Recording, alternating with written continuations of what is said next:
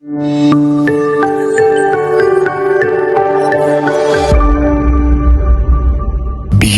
the newsroom, where untold story is revealed. Akawumbi akamu n'ekitundu 1.5 billion akolerera kawumbi kamu n'ekitundu ekyo olusenyi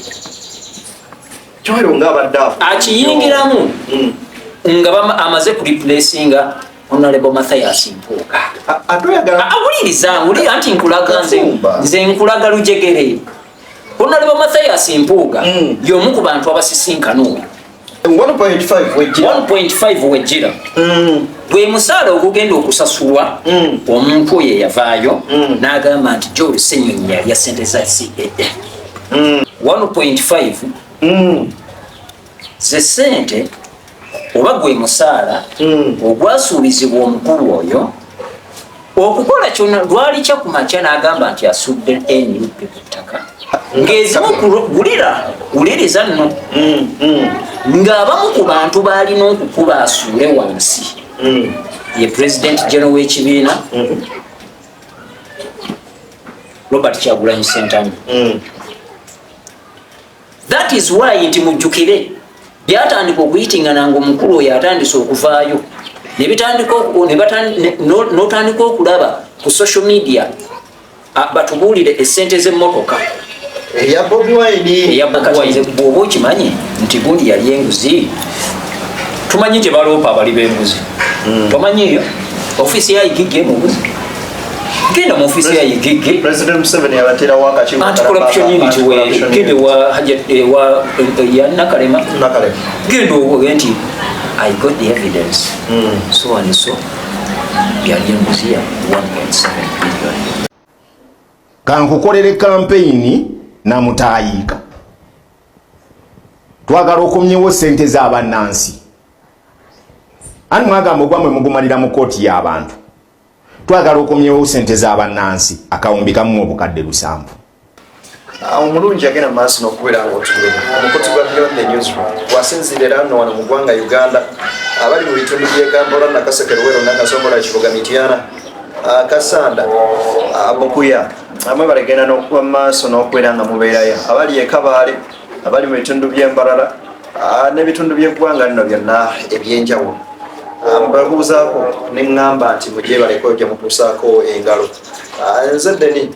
ndi wano eno ne muzzukulu wa Mugema Katumba Gerald ogenda mu maaso n'okubeera nga tukwasaganya ensonga ez'enjawulo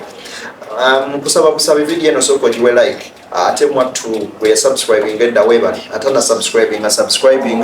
ate ensonga tuzitambulize ddala bukwakku ng'omuganda bw'agamba omukulu nziramu era okwebaza n'okubeera nga nsanyuka okubeera nga nkulaba ensonga gye tugenda okukonaako eya Joel Ssenyonyi biliyoni 1 n'obukadde 700 Joel yalya awo buuza ku bantu directly tugendere ku ensonga omanyi kaakati tetukyaliko nakubuuza neyanza bannayuganda mbalamusizaako nnyo yonna gye muli gye musinzira okuba nga mugoberera omwebalire ddala mugende mu maaso okugoberera ensonga bweziti ensonga enkulu ezikwata ku ggwanga naye nga bwongera n'okubanga ate mulitunuulira musongereko bw'oba nga ogoberera ebintu nga bino naawe teekayo komenti yo bweki kyolowooza kijja kuba kitegeeza nti ofologa ogoberera naawe wamagezi nti awano mwogedewo wano kola bwoti atunoonyezeyo ku kino tunoonyerezeyo ku kino tubeere nga ffenna nga tugattako njagala nnyo social media tugikozese ng'abasajja bannakenya bagikozesa olunaku olwaleero when it comes to national issues bonna babeera n'eddoboozi lyerimu ne batematema ensonga era ne bazitegeera nti ne bw'otuuka mu Kenya ne busanga omukyala yokyakasooli wali ku kkubo obubuuza ebigenda mu maaso mu ggwanga lyabimanyi naawe munnayuganda kyenjagala ekyo ekyo kyenjagala ekyo ne bw'oba otunda wali emboga nga bakubuuza ensonga ezigenda mu maaso mu ggwanga ozimanyi ate ng'ozitegeera onoonye okutegeera muleme kunoonya kumanya kwokka kubanga mujja kubimanya ate temujja kubitegeera kati munoonye emikutu nga gino gwogenda okutegeerera ebintu nga tobimanyi bumanya bakati olwaleero owulira akawumbi kamu n'obukadde 700 gundi yalya George Simbinyi yalya Civil Aviation Authority n'ebirala ebiringa ebyo buli omu akimanyi bangi babimanyi woyita babyogera naye okitegeera omanyi kiki ekitegeeza ababyogera yomanyi gundi yakyogerako negundi nakyogerako negundi nakyogerako otegeera lwaki akyogeddeko era kikosa kitya eggwanga lyaffe kikosa kitya ebigenda mu maaso mu ggwanga so mweyunire nnyo okutegeera ebintu musingeeko kubimanya obumanya naye okubitegeera kikulu nnyo ombuuzizza ekibuuzo ekyo ekisookerwako ddala bannayuganda kibaagala clarification Joel yalya ssente za Uganda Civil Aviation Authority yazirya oba nedda yabaffe Joel bwaba yalya lwaki abadde akomerera muno ly'ebitaano nga liyalya nnyingi okusinga ne kuyeze yalya bineno bizze mukadde ke babadde banoonyezaamu emikono nga tekyawera na mikono 10 gye banoonya okubeera nga basensalenga ababaka okuli bakomishona babajje mu bifo ebyo bye balimu wetwaviriddeyo mukadde ke kamu ne tulaba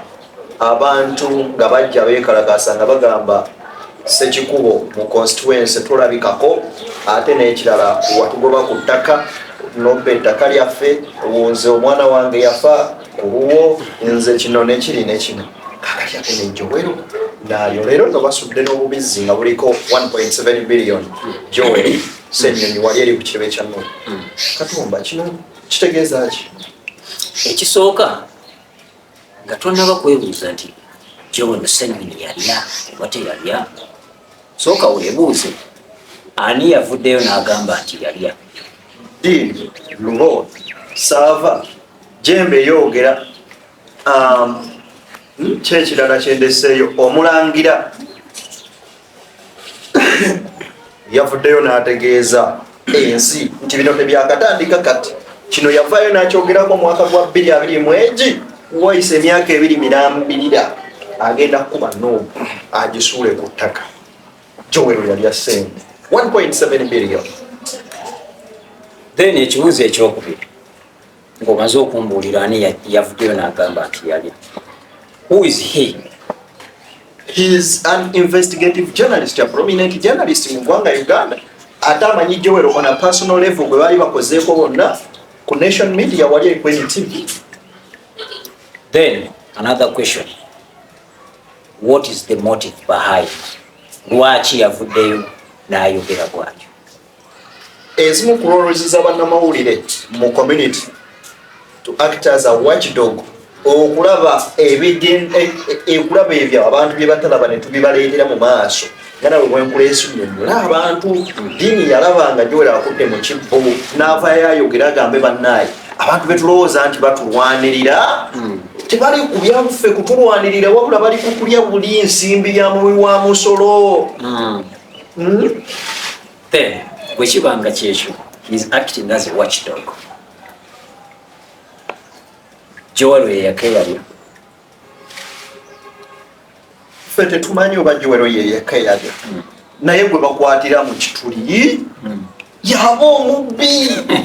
kati Joel gwe bakwatiddemu. Kale oyanukudde bulungi ebibuuzo byonna byenkubuuziza byanukudde bulungi nnyo. Kaakati ennyanukula gyoyanukudde ebibuuzo y'ennyanukula ey'omuntu okumanya. Era omuntu bw'oyanukudde bw'otyo omuntu afunye okumanya ani yabyogera, lwaki yabyogera, okitegeera ani yabyogera, lwaki yabyogera, omubuulidde nti gondi yagondi era agwa mu kitiibwa ekiti yabyogera nenkubuuza lwaki nombuulira nti munnamawulire tulina kubeera bawokiro, tulina kubeera bakalabalaba netujjayo ensonga netuziteekaawo kati omuntu ategere omuntu kati amanyi gundi yabyogera era yabyogera lwa nsonga bweti yategedde ekiri emabega wa kateni akitegedde beyond the newsroom What is beyond that? Kati beyond the curtain. What's beyond the curtain? Uganda yachuka. Once you talk of beyond the curtains, they expect Nkudi. Kale katika tugan katika what's behind the curtains, katika kulete the Nkudi of that point. Yeah. Beyond the newsroom kwe mukoto we balegera maso na kwera ka mutoga bere. Yes sir. Subscribe being our video you like. Eyayogera ekyo era eyajjayo ekyo one sigenda muwakanya yeye si butuufu nti oba mukyama ye yakireeta kakati wano wali Enkudi akawumbi akamu n'ekitundu 1.5 billion akolerera kawumbi kamu n'ekitundu.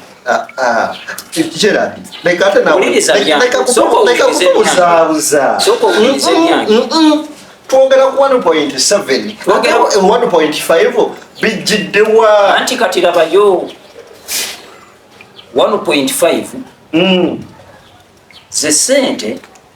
oba gwe musaala ogwasuubizibwa omukulu oyo okukola kyonna lwali kyakumakya n'agamba nti asudde NUP ku ttaka ne president waayo era NUP tekyalina existence. NUP neddayo negenda mu mikono gyabo abagamba nti be batuufu bannannyiniyo nga ne president general waayo takyayogerwako takyalina existence nga n'ekitebe kyayo kigenze. Wuliriza nno bino mbikubuulira 1.5 wejjira gwe musaala ogugenda okusasulwa omuntu oyo yavaayo n'agamba nti Joel Ssenyonyi yalya ssente za CAA akawumbi kamu n'ekiki n'ekitundu ke kagenda okumusasula oyo ng'ezimu wuliriza nno ng'abamu ku bantu baalina okukuba asuule wansi ye president general w'ekibiina Robert Kyagulanyi Ssentamu. That is why nti mujjukire byatandika okuyitingana ng'omukulu oyo atandise okuvaayo n'otandika okulaba ku social media batubuulire essente z'emmotoka eya Bobi Wine gye zaavaawa emmotoka ya Bobi Wine yavaayo etya yabeera etya cleared okuva mu URA eno eya bulletproof nebitandika okuyitingana emmotoka eyo yali yakajja ensi yali yakamanya nti emmotoka eyo yasasula ssente okuva ku URA okugikiliyalinga okujja okutandika ogitambuliramu baali bakabimanya. Lwaki byakomawo wano emmotoka yali ekonye muntu yali ebadde ki n'okugivuga tagivuga byebiseera we wajjidde akawumbi akamu n'obukadde 7 naye nga kubamu ku bantu era abalala ng'oggyeko Bobi Wine ekyo Ssenyonyi akiyingiramu nga amaze ku replacinga Honorable Mathias Mpuuga. Awuliriza anti nkulaga nze nkulaga lujegere. Honorable Mathias Mpuuga y'omu ku bantu abasisinkana oyo akuba Joel Ssenyonyi y'omu ku basisinkana ddi okukuba generally y'omu ku basisinkana ddi. You want to mean this is not on a personal level nno bya dini na Ssenyonyi. Kati gwe wuliriza nze kankulage chronology y'ekintu kino oba nkudi y'ekintu kino. Honorable Joel Ssenyonyi ayingira mu square eyaba abokuba oluvannyuma lw'okumufuula leader of opposition okubeera nga y'omu ku mpaji eziyimirizaawo kati nupu zeeyimiridde. Yes. Nga Honorable Mathias Mpuuga amaze okuteeka ebbali ate nga Honorable Mathias Mpuuga yatuula naani nono we batuula kakati bwatu awayingira mu square kyeva olaba onaakugamba nti ebintu ebyo nabimanya mu 222 meka 222 ngono akyali ssentebe wa kusasi kakati ebyo bino abireese mu 222 meka 224 obujulizi olwaki tebwajja wali kubanga amawulire tegalinda bw'ozuula eggulire lwaki olirinda so kati do you say all this truth oba tugambe nti oba olina beef ku muntu? No, I'm telling you the truth. Bino bigambo bya Katumba Gerald? Yes, byange. Si bya ddene oba si bya aveeyo abyegaana tebatuulangako mulage nti watula wali netula wali negunatula neguninatula wali kyoyagala okuŋŋamba mwalina meeting eyali eyekyama ng'eneeno ya project temwali muteesaako emubiri wewuliriza omanyi wuliriza lwaki ogaana kivaayo lwaki ogaana wuliriza ekirala kati oyo wajjira mu square akawumbi akamu n'obukadde 7 werujjira omulala obwokkuba oyo luwongoya naye yomukubi owakuba bangambye kati alina apartment zali muzingakugambye byonna n'abalala sigenda babagamba nja kuboogera nga babatandiseeko kubanga mujja kugamba ono ali mukubisanyabagambatuweyo omu ali ku maaso aliranye lubongoya mulinde katana Benjamin mumulinde engalo yamulonye mumulinde katana yomukube bazaako so it is a chronology eno script nalabye so kakati waliwo omwami omulala nerabidde erinnya ly'ekisitu yabadde amukyazizza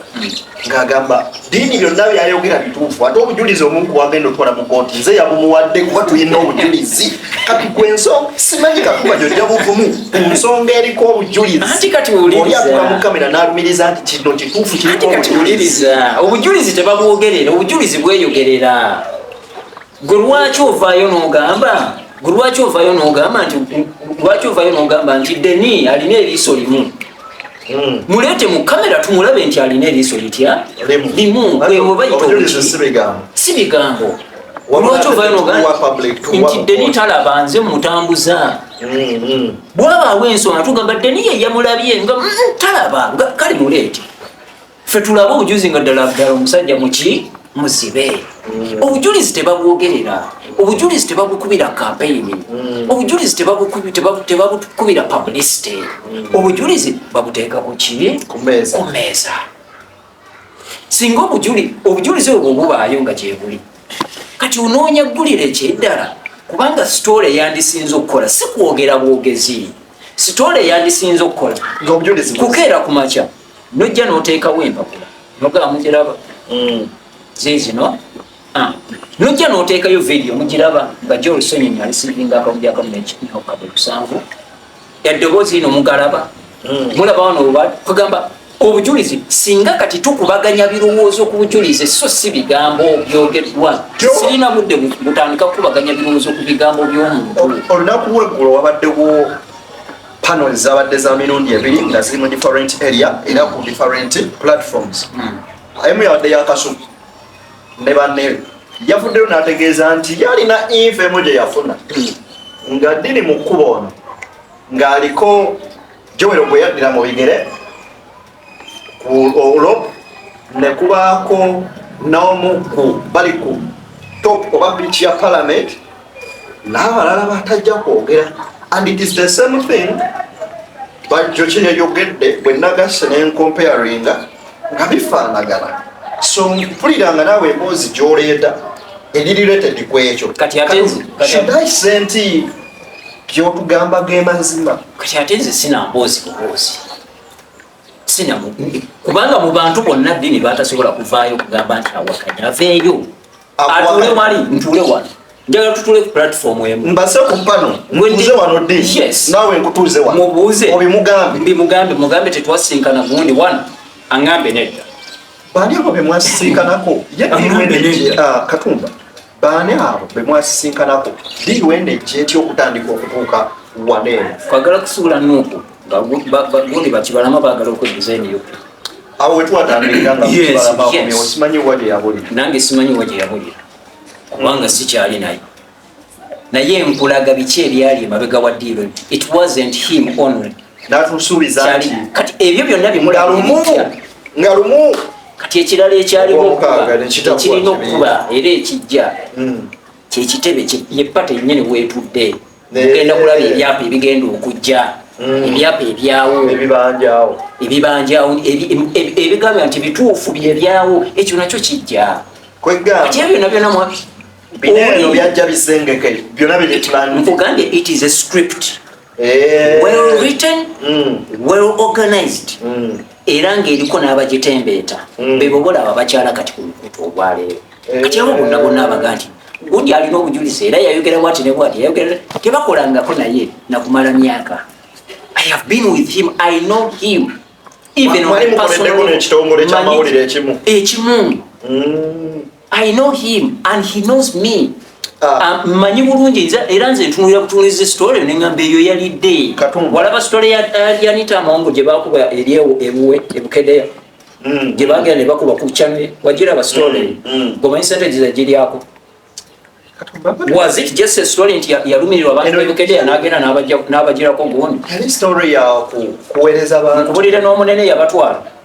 era ne bagenda ne basula bonna mu hoteli ebukedeya. ebintu byo tofuuka taamalenga tumanyi n'otambiga no olaba omanyi kikatono nnyo ekintu kyenjagala olunaku olwaleero saagala muntu ajja bantu kumulamwa ogw'okufokasinga ku bulungi bw'eggwanga lino tutandika okudisikasinga abantu basekinooma Jobele Ssenyonyi bw'aba yalya yasoosa okulya Anita Amongo zaalidde ntono Jobele Museveni zaalidde ntono baminisita balidde ntono tulemeku bwe tunaatandika okusima omu ku omu nti yalya buli omu tugenda kwesanga nti yakola ki yalya kakati bw'abanga buli omu yalya so what katumba kubanga olwaleero bannayuganda ekintu kye batunuulidde kukyusa ggwanga bino byonna bye yalya ebyo byonna biveewo webiri it's because of the system era bwekyo bwe yazimbibwa kati olwaleero tugenda kutambulira ku scripts bwezito ogenda kulaba omulala agende kuvaayo agambe nti yalya n'omulala aveeyo agambe nti yalya bwe twagamba nti abaka ba palamenti baalya yes ne tuba exposinga what did we benefit twafunamu ki omubaka Lutamabuzi yagamba no script nze nkugambye ekigambo ki Lutamabuzi nalinjogeddeko naye nkugambye ekigambo ki it is a script eyinza n'okubanga nkimanyi nti yiino wano bagitereka wano era waavayo naga kati Joel awedde yes oyo awedde etulube katana tusuubira nti Joel bw'anaagenda mu kkooti anaafunayo amazima oba teri kinaasinziira ye bw'anaaba akuŋŋaanyisa obujulizi okufaayo okwewozaako gaawo no byayogera byabulimba era omulamuzi ajja mugamba leeta obukakafu obulaga nti byabulimba era ajja pule Katumba nyinza okujja oli ayinza okujja n'alubiriza nti wampe ensi bwe n'otawa bujulizi nti kituufu nagimuwa kati ffenna tuba tufiirwa ndowooza kati wali kyenkugambye nti olwaleero omusajja ono yatudaivatinze bano ba script writer batudaivatinze this is a movie batudaivatinze nti twavudde ku nsonga ez'amaanyi ze tulina okuba nga twogerako tukulowooza ku bino and we are discussing just words of someone. We are discussing a video of someone. We are discussing a video akatambula ku TikTok akagamba Joel Ssenyonyi yakola bwati. Omuntu avudde n'agamba nti bw'oba onjagala mbeera wano na wano mbeera wali na wali n'atakugamba nti yadduka ne maka ge ne yeekweka. Kyoyagala okugamba dini yadduka maka takyabeera wuwe. Kati tuleme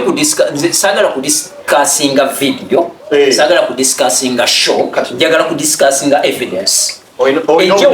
Nga Joel Ssenyonyi baleese evidence nti yalya era obujulizi ne bujja. That is why ne kululi ne kucha Mathias Mpuga nakugamba nenga nze I'm not discussing him as a discussing ekikolwa ekyayogeddwako bannayuganda kibali mukwemulugunyako ne office yali aholdinga kyokuvaayo okutandika okuliwardinga ba commissioners nze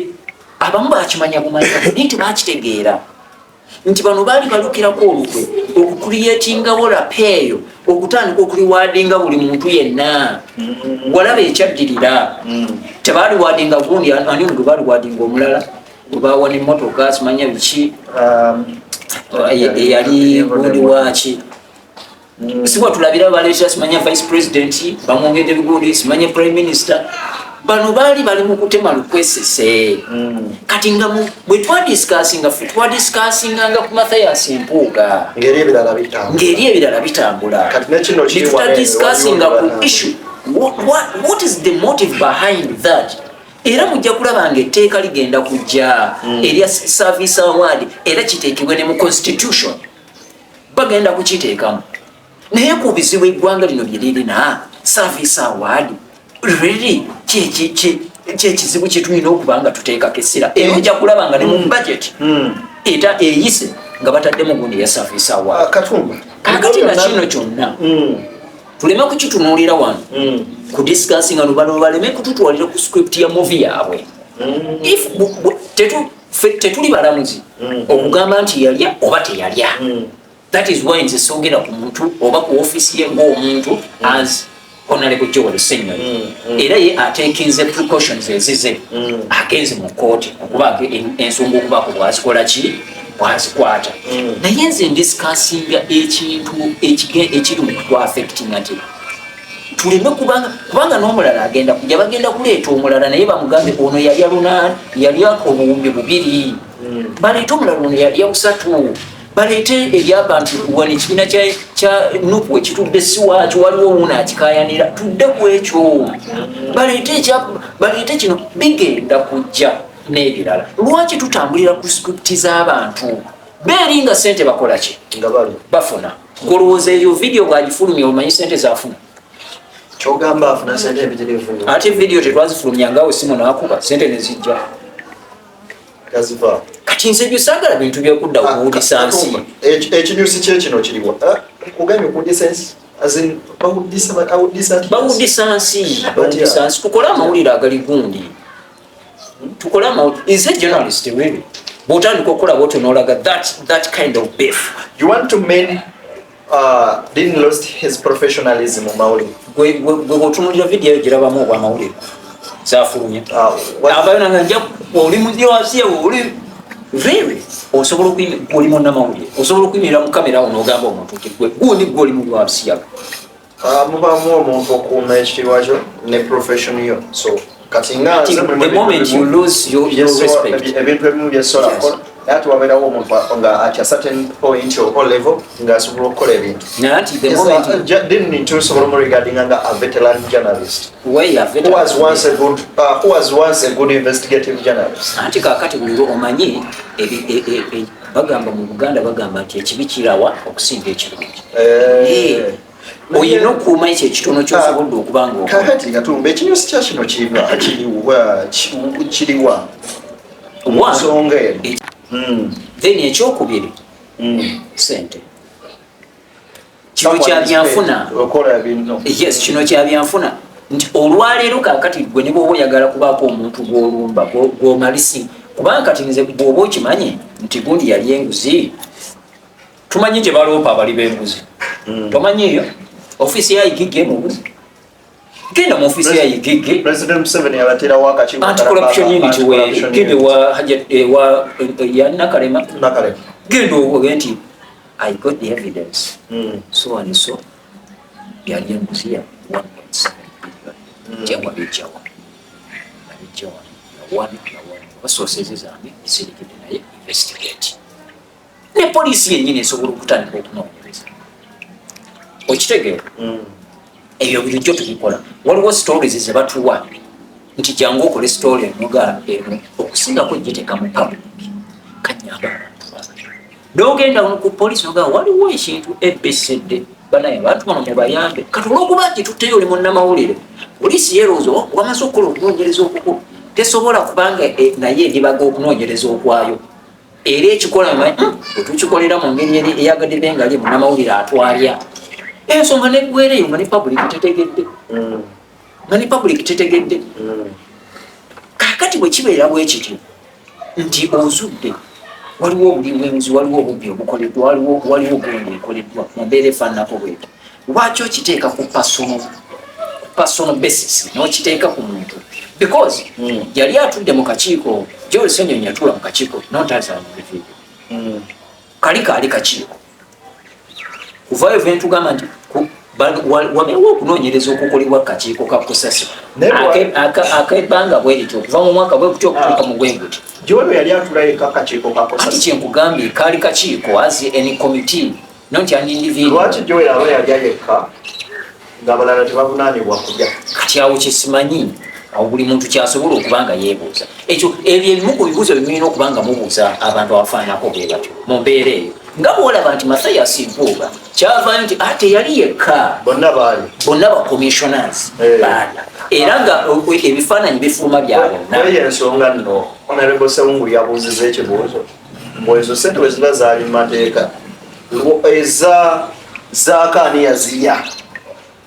kubanga naye yali commission so kati ebintu nengamba ekyo kakireke ndibaako omukugu gw'ekibuuza ne gwena ensonga Joel Ssenyonyi yavaayo lo n'ategeeza nti bannaye bwe baba bagamba nali enguzi kunze yakola report n'efuluma fe akakiiko kaffe ne speaker yagana report y'okusomebwa kati ate ani aba yalya nzijukirako Joel ng'agenda maaso n'okubeera ng'akola ku investigation ku mukyalo oyo bamutulaki we white akabanga ng'afuna abamutiisatiisa bwe yagenda okulomba ku police okureportinga bwe yali akola press conference oyo yali annyonnyola bannabulera abagamba nekyabuswavu nnyo okubeera nga omuntu gwe tunoonyerezaako ate speaker musisinkanye ne banyumyamukko ng'abantu kituufu abantu buba n'emikwano gyammwe era mwogera naye si kirungi omuntu gwe tunoonyerezaako akadde kano ate gwe mu meeting byali bigambo bya Joel Ssenyonyi mbikootaniza n'ebisa mu bracket bwe tutunuulira bino yakubuuza ekibuuzo between nze yakola report n'etasomebwa n'oli ate eyaziriza report okutagisoma ani yalya kakati the question is who is confusing who ani abuzaabuza ani wano wenjagalira ensonga eno eve mu public eri mu kutukonfusinga waliwo ensonga enkulu zetulina okutunuulira mu ggwanga egende mu ofiisi ya kalisozi wa gavumenti ogwo mulimu tumusasula kukola ogwo anti-corruption unit eya state house naye taking over ogwo mulimu gwabwe nabo basasulwa kukola n'ebitongole ebirala ebivunaanyizibwa ku nsonga eyo ebeeno muki ebeeno mu public era nze nandibadde singa mbadde nze nandibadde actually nze mpa amagezi nga nva waggulu mpa amagezi abali akyusa nga bwolaba nti wakati Honorable Joel Ssenyonyi okugenda mu kooti yes asobola okugenda mu kooti olwa defamation eyo gyaga nti defamation n'ebirala ebiringa ebyo but however nze nandisuubidde nti yandivuddeyo n'akola statement nga awa omwaganya ebitongole bya gavumenti bimunoonyerezeeko aleme kudiri kubanga ono just kabwa kali mu kuboggola buboggozi kafune ekyokulya tumba engerozo ezo yagala ku musajja yagamba mbu tosobola tuuka gy'olaga nga buliki nga buli mbwa yonna ekuboggolera okwata amayinja n'ogikuba ezimu ziboggole ng'oyitengawo bigambo bya Katonda Honorable Joel Ssenyonyi ne bakanso baani akabwako mukaleke mukayiteko ensonga muzihanding over eri ebitongole bya gavumenti kubanga weebiri ebinoonyereza ku nguzi gye mulagirira abalala babeere banoonyerezebweko mu bitongole ebyo nammwe ensonga mugiteeka eyo so that we can focus on the main issues is affecting eggwanga okukwata embizi ne bazisuula ku kitebe kya ggulu nga ziriko 1.7 billion yebadde solution ate nga solution bwoba bonna bubadi eyo yonna ye script eri eyo script weri nga bwegiraba bwetambula olwaleero nga bwenjikugambye era tugambe nti nebadde script ya dini yaleese obubizi nkugambye biri mu nono yali muno nga mukola mwenna kyogamba mu script yeyo mwali mutaddemu nosuula ebizi ku kitebe kya Nuupu kiki ekyali kigenda okubeera ku headquarters za Equity Bank ne Post Bank. mwebale genda mu maaso n'okubeera nga mutugobera beyond the newsroom gwe mukutu mbeebaza nti kyemukola kya muwendo mungi ogenda mu maaso n'okubeera nga mutugobera emboozi nga zino olumu zibankawomukko naye tugenda mu maaso n'okubeera nga tuzikwata ne tuzikakkanya n'okuwa ekyo ekituufu sometimes we tutaakaawe bagenda tutwala for granted. Sometimes we tutaakaawe bagenda tutwala for granted. Bajja tutwala nti tuli bwetu tukyekiri kyeŋŋambye bannayuganda nti buli lumuvayo ne mugamba tukooye aye ne mudda mu kisenge ne mwebaka oli alowooza nti kati muli satisfied enjala tekyabaluma naye buli muliraga enjala nti mukooye mwako mukooye obubbi mukooye obuli bwenguzi mukooye obwannakimali mukooye obutte mukooye okulinyira eddembe ly'obu ne mulaga nti ddala muli bayala mubikooye temusobola kutafuna mmere yawe temusobola kutakituuka naye mumulagako nti enjala etuluma ne mudde ne mutula nga kakati bakuse lwakyo naffe bwe tuba kati ngaffe abatunuulira ensonga era abaagaliza eggwanga lino nga tetweyagalizanga abantu nga twagaliza eggwanga sometimes tuvayo ne tukaawa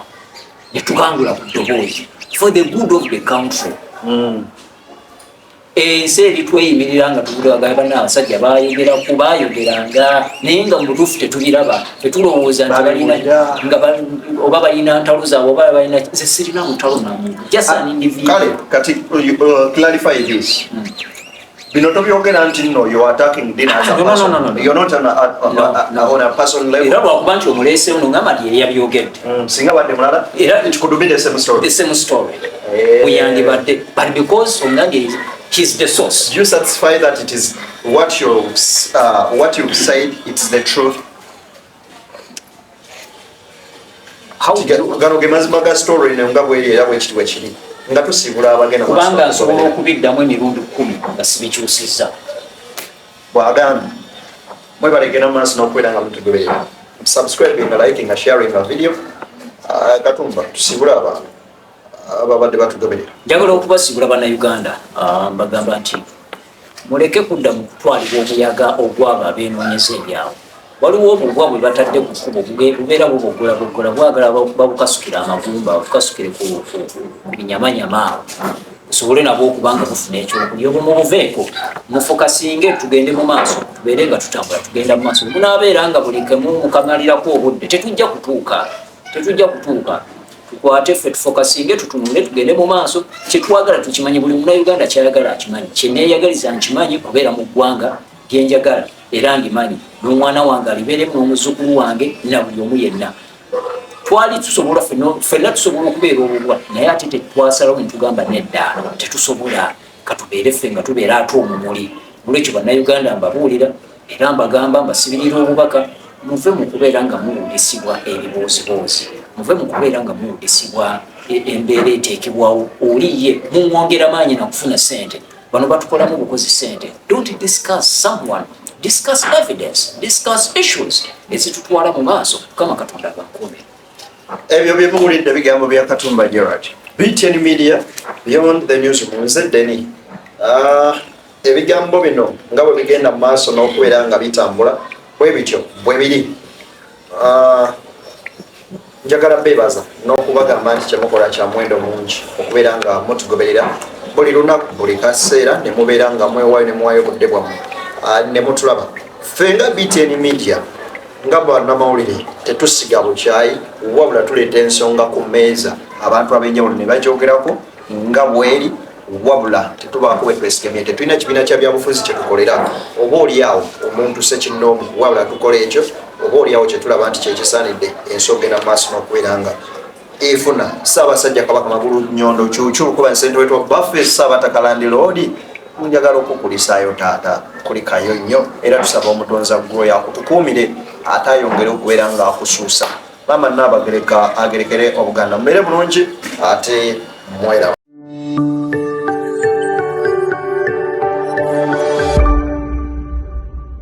Beyond the newsroom, where untold story is revealed.